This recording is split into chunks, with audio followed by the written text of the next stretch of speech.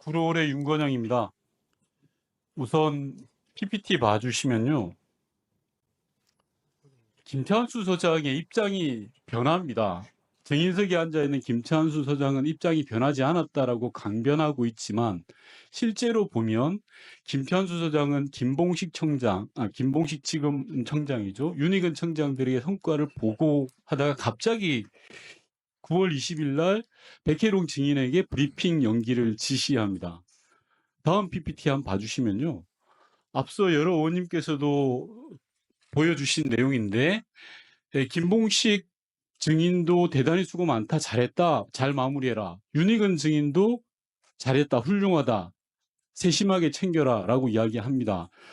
김찬수 증인에게 묻겠습니다. 윤희근 청장 등에게 보고한 건 일종의 자랑하려고, 수사 성과를 자랑하려고 보고하신 거 맞죠? 그것도 일부 있습니다. 일부 있는 게 아니라 그게 전부겠죠. 아닙니다. 당시에 잠깐 제가 질의를 할게요. 네, 그렇습니다. 예, 자랑하려고 보고했을 때는 백혜룡 증인을 포함한 수사팀이 잘했다, 마약 수사 잘했으니까 이걸 봐주세요라고 하는 취지가 더 많이 있을 거 아니겠습니까? 그게 상식적이죠. 네, 그렇습니다. 갑자기 본청장이 경찰청장한테까지 수사 결과를 보고하는 이유는 다른 게 없습니다. 우리 영등포서가 잘했습니다라고 보고를 한 겁니다. 그런데 갑자기 9월 20일 날 백혜룡 증인에게 브리핑을 연기하라고 합니다. 백혜룡 증인에게 묻겠습니다. 브리핑과 관련해서 김찬수 증인과 충분히 논의가 되었던 게 맞죠?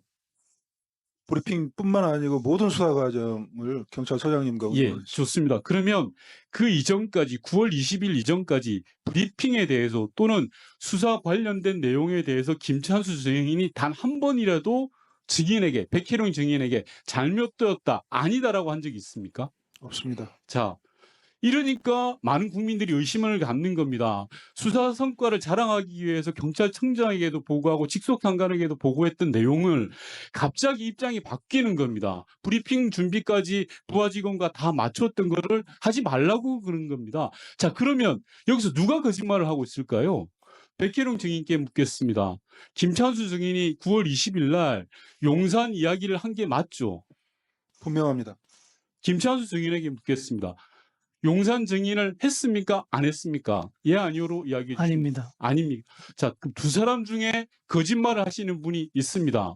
거짓말을 한 자가 범인입니다. 맞습니까? 김찬수 증인? 그렇습니다. 자, 좋습니다. 상식적으로 봤을 때요, 이런 상황이면 누구를 의심하겠습니까? 앞서 말씀드린 것처럼 자랑하기 위해서 청장에게 보고까지 하고 브리핑 계획이나 수사 내용을 공감하고 설명하고 같이 논의했던 그런 사람이 하루아침에 입장이 바뀌었다라고 하면 많은 국민들은 당연히 백혜룡 증인의 진술이 맞다라고 생각할 겁니다. 본 의원도 그렇게 생각을 합니다. 당연히 백혜룡 증인이 거짓말을 할 이유가 없죠. 백혜룡 증인에게 묻겠습니다. 당시에 김찬수 소장이 백혜룡 증인에게 용산을 언급하면서 전화한 날짜와 시간이 9시가 넘었다고 했는데 맞습니까? 9시 한 3분쯤 되는 걸로 제가 좋습니다. 알고 있습니다. 통상적으로 증인께서 영등포소 과장으로 계실 때 김찬수 소장이 과장에게 밤 9시에 전화하는 길이 흔한 일입니까?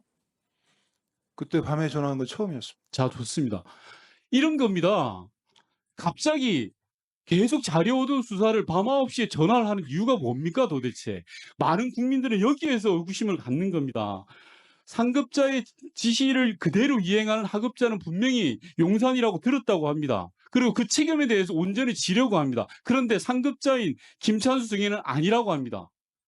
이 청문회를 보면 국민들은 다 알 수 있는 겁니다. 어디에서 꼬리 자르기를 하고 있고 누가 책임을 면탈하고자 하느냐를 이야기하고 싶은 겁니다. 다음은 남재현 증인께 묻겠습니다. 다음 PPT 봐주시면요. 윤석열 대통령이 2022년 10월 20일 날 경찰의 날 기념식에서 자, 마약과의 전쟁을 하자라는 이야기를 하셨습니다. 알고 계시죠? 알고 있습니다. 자, 좋습니다.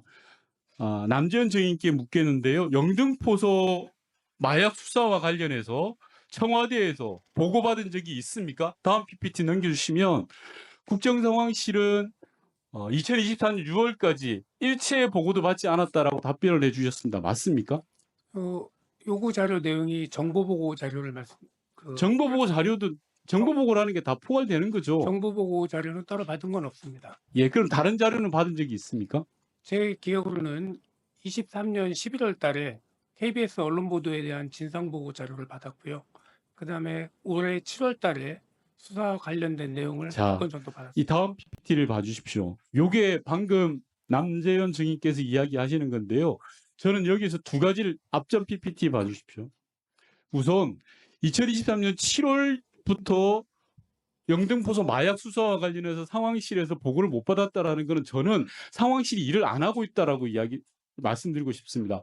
백희룡 증인에게 묻겠습니다. 이번 수사가 역대급 수사 결과라고 들었습니다. 역대 두 번째로 많은 양을 압수수색하고 발견해낸 거 맞죠?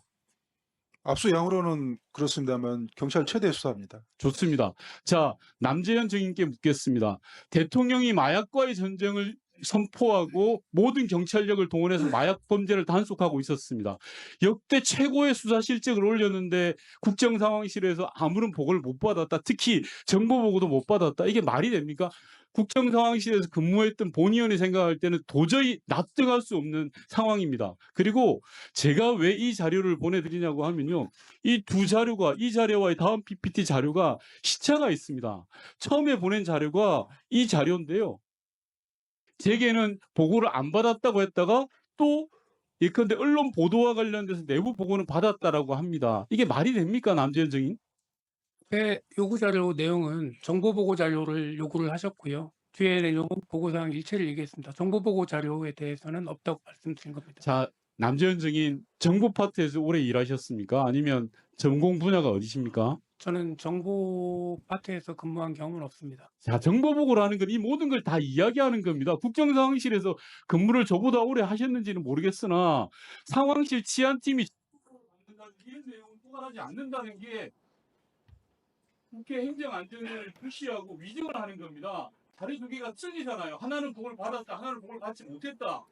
어떻게 요거- 맞는 겁니까? 요구 자료 주신 내용에 충실하게 답변 드린 겁니다.